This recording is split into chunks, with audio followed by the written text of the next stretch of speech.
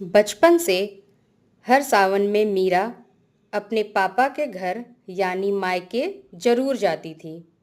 वो छोटा सा घर, वो आंगन में टपकती बारिश, माँ के हाथ की बनी कचौड़ी और वो पुरानी शिव मंदिर की घंटियाँ, बस यही तो सुकून था। शादी के बाद पहला सावन आया, पर मीरा नहीं आ पाई। पति ने कहा, अब मायके क्या जाना, अब यही तुम्हारा घर है। सास ने कहा, ससुराल में रहो, बहू का पहला सावन यहीं अच्छा लगता है। और मीरा चुपचाप सहती रही। दूसरा सावन आया, माँ की तबीयत खराब थी, पर मीरा फिर नहीं जा सकी।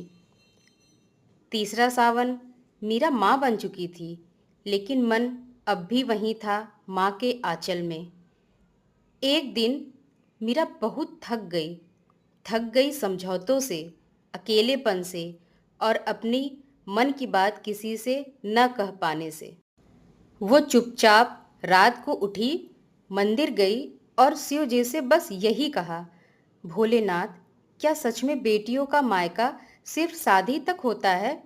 क्या एक लड़की अपने माँ बाप के घर सिर्फ मेहमान बनकर रह जाती है? शिव जी की मूर्ति के सामने दीपक टिमटिमा रहा था और जैसे उत्तर आया, सावन में जो हरियाली आती है वो तभी आती है जब धरती अपने मूल से जुड़ती है। बेटी भी तभी मुस्कुराती है जब वो अपने मूल यानी मायके से जुड़ी रहती है। अगले ही दिन मीरा ने अपनी सास और पति से बात की। रोते हुए कहा,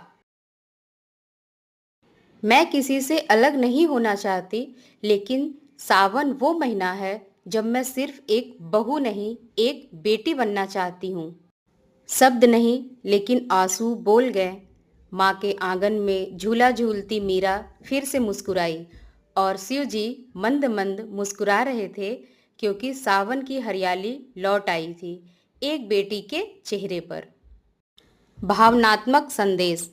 सावन का मतलब सिर्फ बारिश नहीं होता, ये वो मौसम है जब दिल अपने पुराने पते पर लौटना चाहता है। हर बेटी को उसका मायका सिर्फ एक रिश्ता नहीं, एक हक की तरह मिलना चाहिए। और हर माँ बाप को अपनी बेटी के इंतज़ार में एक दरवाज़ा खुला रखना चाहिए, हमेशा के लिए।